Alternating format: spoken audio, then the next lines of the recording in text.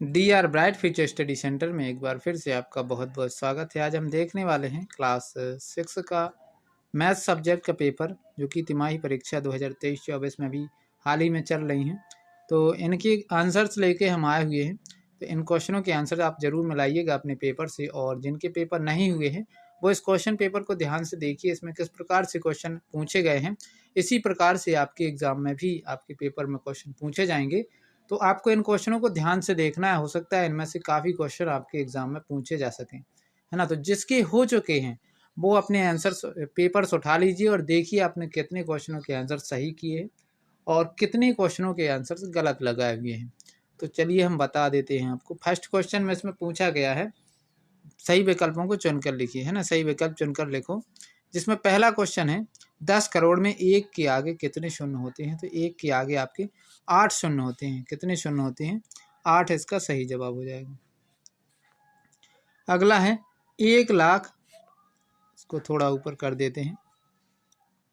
अगला जो क्वेश्चन है वैकल्पिक क्वेश्चन ही है, 1 लाख खालिस्तान 10,000 के बराबर होता है। तो कितने 10,000 के बराबर होता है? इसका सही जो जवाब है ऑप्शन सा 10,000 के बराबर होता है। एक प्राकृत संख्या जिसका कोई पूर्ववर्ती नहीं है, तो कौन सी है ऐसी संख्या जो प्राकृत संख्या है और उसका कोई पूर्ववर्ती नहीं है? तो इसका राइट आंसर हो जाएगा एक ऐसी संख्या है जिसका कोई पूर्ववर्ती नहीं है, क्योंकि प्राकृत संख्याएं एक से ही प्रारंभ होती हैं। चौथा क्वेश्चन देखिए, इसमें सबसे छोटी पूर्व लिखा है, यहाँ पूर्ण संख्या लिखना था, है ना। सबसे छोटी पूर्ण संख्या है, तो सबसे छोटी पूर्ण संख्या 0 हो जाएगी आपकी। पांचवा क्वेश्चन, सबसे छोटी अभाज्य संख्या, सबसे छोटी अभाज्य संख्या कौन सी है, ये आपको देखना है। तो सबसे छोटी अभाज्य संख्या आप बता सकते हैं, आपको पता भी होगा कि 2 होती है सबसे छोटी अभाज्य संख्या, फिर इसके बाद 3, फिर 5, फिर 7, इस प्रकार से आती हैं। ऋजु कोण की माप होती है, तो ऋजु कोण की माप कितनी होती है आपको पता होगा, 180 डिग्री ऋजु कोण की माप होती है ना। अगला क्वेश्चन है 7वां, जिसकी सम्मुख भुजाएं बराबर हों उसे कहते हैं। जिसकी सम्मुख भुजाएं बराबर होती हैं उस आकृति को क्या कहते हैं? उस चतुर्भुज को क्या कहते हैं? आयत कहते हैं। 8वां क्वेश्चन है, 80 मीटर पूर्व के विपरीत क्या होगा? 80 मीटर पूर्व के विपरीत 80 मीटर पश्चिम हो जाएगा। फिर 9वां क्वेश्चन आप देख सकते हैं। 9वां क्वेश्चन में आपसे पूछा गया है कि इससे ये जो संख्याएं लिखी हुई हैं इसमें अवरोही क्रम में, अवरोही मतलब घटते क्रम में बड़ी संख्या कौन सी होगी? सबसे पहली संख्या, सॉरी, तो सबसे पहली तो सबसे बड़ी संख्या होगी, ये आपका ऑप्शन सा हो जाएगा सही आंसर। फिर 10वां क्वेश्चन देखिए। 10वें क्वेश्चन में पूछा गया है, ना तो वह भाज्य है और ना ही अभाज्य, कौन सी संख्या है जो कि ना तो भाज्य है और ना ही अभाज्य है? तो इसका एकदम सटीक आंसर है एक ना तो भाज्य और ना ही अभाज्य संख्या है ना। इसके बाद 11वां क्वेश्चन आपको पता है, निम्न को आरोही क्रम में लिखिए। आरोही क्रम में लिखना था आपको। आरोही का मतलब है बढ़ते क्रम में, पहले सबसे छोटी संख्या, फिर उससे बड़ी, फिर उससे बड़ी। तो पहले लिखना तो आपको लिखना था 571, फिर इसके बाद 847, फिर लिखना था आपको 8320 और फिर चौथे नंबर पर 9754। इसके बाद इसमें जो लिखना था आपको 75,000, 75,000 के बाद लिखना था 75,310, फिर लिखना था 75,413, फिर लिखना था 75,719। इस प्रकार से आपको इन क्वेश्चनों के आंसर लिखने थे। और 20 तक की भाज्य और अभाज्य संख्याओं को आपको अलग करना था, उनको अलग अलग तरीके से समझा देना था, है ना। लिख देना था कि ये अभाज्य संख्याएं हैं 20 तक की और ये भाज्य संख्याएं हैं। इसमें देखिए 13वां में कितना सरल क्वेश्चन पूछा गया था कि 5 अंकों की सबसे छोटी संख्या लिखिए और उसी के अभाज्य गुणनखंड में उसको आपको व्यक्त करना। तो 5 अंकों की सबसे छोटी संख्या क्या होती है?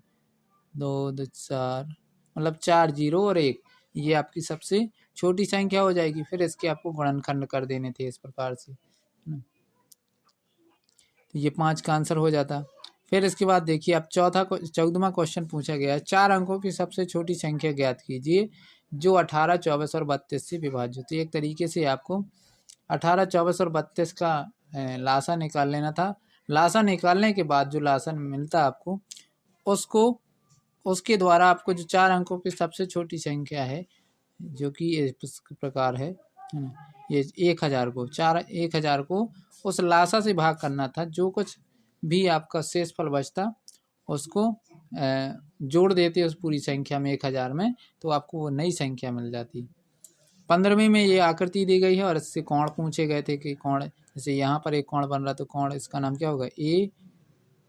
कोण एक डायरेक्ट कोण ए भी लिख सकते हैं या DAB, या फिर अगला कोण ये वाला बन रहा है यहाँ पर, तो ABC है ना, एक कोण यहाँ बन रहा, तो इसका नाम क्या होता है BCD, और एक कोण यहाँ पर भी बन रहा है ना, तो इसका नाम हो जाता CDA। इस प्रकार से आपके कोण हो जाते। 16वां क्वेश्चन में देखिए, 16वां क्वेश्चन में आपको सत्य सत्य पूछे गए हैं। सत्य सत्य किस प्रकार से आपको बताने थे। सत्य देखिए, एक न्यून कोण का मान 90 से कम होता है, ये सत्य है। एक प्रतिवर्ती कोण का मान 90 से बड़ा होता है, ये भी सत्य है। 180 से बड़ा होता है। अगला है एक संपूर्ण कोण का माप 360 होता है, ये भी सत्य है। इस प्रकार से आपके क्वेश्चन थे, इनके आंसर आपको लिख देने थे। 7वां क्वेश्चन ये आपका देख सकते हैं, ये इनको जोड़ घटाना करना था आपको, है ना। ये एक तरीके से बोर्ड मार्क जैसा नियम है, वो पूर्ण संख्याओं से क्वेश्चन पूछे गए थे ये, है ना। इसी प्रकार से 18वां क्वेश्चन भी आपका पूछा गया था। 19वां क्वेश्चन में आपको विभाज्यता के नियम भी लिख सकते थे, 11 की विभाज्यता का, या फिर आप लिख सकते थे ये 19वां का, आप देख सकते हैं, इसको सॉल्व करना था आपको प्लस माइनस के द्वारा, है ना, जो कुछ भी बनता। फिर इसके बाद 20वां क्वेश्चन आप देखिए, ऐसी 3 स्थितियां लिखो जहां समकोण बने, है ना। तो जहां समकोण बनते हैं तो वो कौन कौन सी स्थितियां होती हैं। जैसे किताब के कोने, किताब के जो कोने होते हैं वहां पर समकोण बनता है। खिड़कियों के कोने, खिड़कियों के कोने पर भी समकोण बनता है ना। और जैसे कोई अलमारी है, अलमारी की कोने पर भी आपके जो है समकोण बन जाते हैं। और भी ऐसे आपको एग्जाम्पल लिखने थे, है ना। कम से कम 3 स्थितियां बता देनी थी कोई भी। फिर इसके बाद आपकी जोड़ियां पूछी गई थी, तो जोड़ियां भी देख सकते हैं आप। पहले का इसको मिला देना था रिजु कोण को 1/2 घूर्णन से, और दूसरे का आप देख सकते हैं ये थोड़ा गलत छपा हुआ था, इसमें था 1/4 घूर्णन, है ना। इसका राइट आंसर हो जाता है, तो इस दूसरे नंबर का आंसर हो जाता है। न्यून कोण का मान 1/4 घूर्णन से कम होता है। अधिक कोण का मान 1/2 घूर्णन से अधिक होता है। प्रतिवर्ती कोण का मान 1/4 घूर्णन और 1/2 घूर्णन के बीच होता है। इस प्रकार से ये कंप्लीट हो जाता है। फिर इसके बाद 22वां क्वेश्चन में आप देख सकते हैं, निम्नलिखित त्रिभुजों में से प्रत्येक का 2 प्रकार से नामकरण कीजिए, है ना। 2 प्रकार से, 2 आधारों पर आपको इसका नामकरण करना था। पहले तो देख सकते हैं इसमें ये 8 सेंटीमीटर, ये 5 है, ये 5 है, तो 2 भुजाएं इसमें बराबर दिख रही हैं, इसलिए इसका नाम क्या हो जाएगा भुजाओं के आधार पर, समबाहु त्रिभुज, है ना। और कोणों के आधार पर ये न्यून कोण त्रिभुज होगा। फिर इसमें देख सकते हैं आप विषम बाहु त्रिभुज में, ये देखिए क्योंकि ये अलग अलग भुजाओं की माप दी गई है, इसलिए कौन सा त्रिभुज हो जाएगा भुजाओं के आधार पर, विषम बाहु त्रिभुज। और कोणों के आधार पर हो जाएगा समकोण, क्योंकि यहाँ पर कोण समकोण बन रहा है। इसी प्रकार आप देख सकते हैं ये वाला समकोण बन रहा है और इसमें 2 भुजाएं 10-10 सेंटीमीटर की, इसलिए समद्विबाहु त्रिभुज हो जाएगा और समकोण त्रिभुज हो जाएगा, है ना। यहाँ पर आप देख सकते हैं। तो इस प्रकार से ये आपका कंप्लीट पेपर हो जाता है। और ये वीडियो आपको कैसा लगा ज़रूर कमेंट बॉक्स में कमेंट कीजिएगा। और इसी प्रकार की वीडियो पाने के लिए आप इस चैनल को सब्सक्राइब करके रखिए, बेल आइकन को दबा के रखिए, ताकि जैसे ही कोई नया वीडियो अपलोड किया जाता है तो उसको नोटिफिकेशन आपके पास सबसे पहले पहुंच जाए।